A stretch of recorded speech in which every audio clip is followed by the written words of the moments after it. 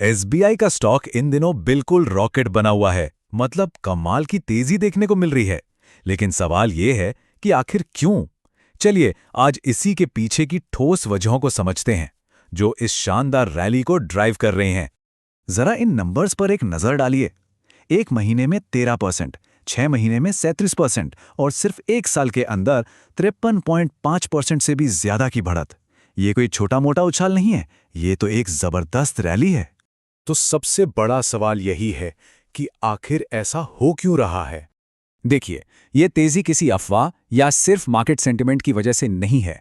इसकी नींव रखी है एसबीआई के Q3 यानी तीसरी तिमाही के बेहद मजबूत नतीजों ने। तो चलिए इन नंबर्स के अंदर की कहानी को समझते हैं। तो सबसे पहले बात करते हैं उस चीज की जो सबसे ज्यादा मैटर करती है, पैसा यानी कि प्रॉफिट। तो एसबीआई ने इस तिमाही में 21,280 करोड़ रुपए का नेट प्रॉफिट कमाया है। जी हां, 21,280 करोड़। ये इतना बड़ा अमाउंट है कि इससे कई छोटी मोटी कंपनियां खरीदी जा सकती हैं। और ये कोई वन टाइम बात नहीं है। अगर पिछले साल की इसी तिमाही से तुलना करें तो ये प्रॉफिट करीब 24% ज्यादा है। ये एक लगातार और शानदार ग्रोथ दिखाता है। और कहानी सिर्फ नेट प्रॉफिट पे खत्म नहीं होती। बैंक के जो मेन ऑपरेशंस हैं उनसे होने वाला फायदा, जिससे ऑपरेटिंग प्रॉफिट कहते हैं, वो लगभग 40% बढ़ा है। ये दिखाता है कि बैंक का कोर बिजनेस कितना मजबूत हो रहा है।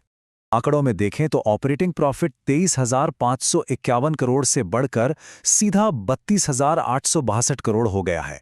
इसका साफ मतलब है एसबीआई सिर्फ ज्यादा कमा ही नहीं रहा, बल्कि अपने खर्चों को भी बहुत अच्छे से मैनेज कर रहा है। इसके साथ साथ बैंक की जो ब्याज से होने वाली कमाई है, जो कि उसकी इनकम का मेन सोर्स है, उसमें भी करीब 9% की सॉलिड ग्रोथ है।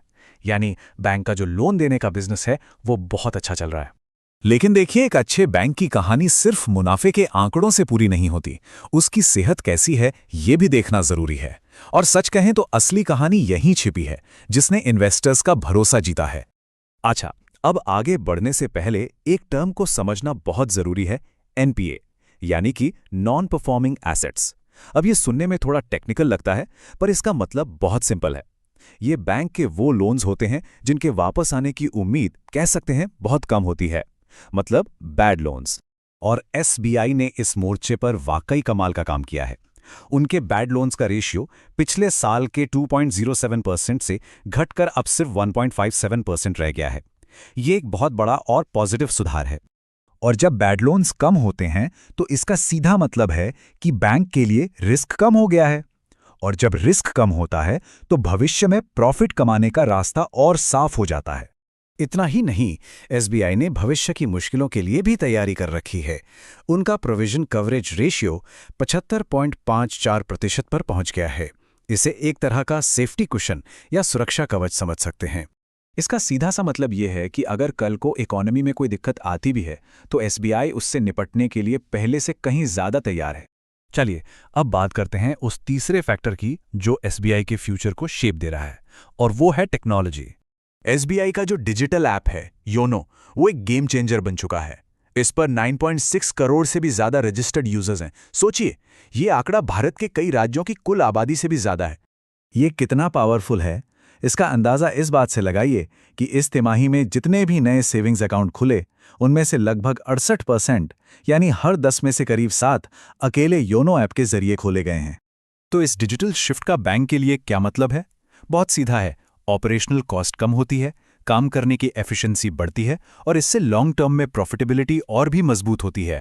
तो हमने प्रॉफिट देखा, बैंक की सेहत देखी और टेक्नोलॉजी की ताकत को भी समझा। अब इन सब डॉट्स को कनेक्ट करके एक पूरी पिक्चर देखते हैं। तो संक्षेप में कहें तो एसबीआई की इस सफलता के पीछे 3 मजबूत पिलर्स हैं। पहला, एक स्ट्रॉन्ग कोर बिजनेस जिसमें प्रॉफिट और इनकम लगातार बढ़ रही हैं। दूसरा, कम हुआ रिस्क क्योंकि बैड लोन्स घट गए हैं और सेफ्टी कुशन मजबूत है। और तीसरा, डिजिटल एफिशिएंसी, जहां योनो ग्रोथ को बढ़ा रहा है और खर्चों को घटा रहा है। तो अब जब एसबीआई के फाइनेंशियल्स इतने मजबूत हैं और डिजिटल फ्यूचर भी सिक्योर लग रहा है, तो सवाल ये उठता है कि भारत के सबसे बड़े बैंक के लिए अगला बड़ा चैलेंज क्या होगा। ये एक ऐसा सवाल है जिस पर आने वाले वक्त में सबकी नजरें रहेंगी।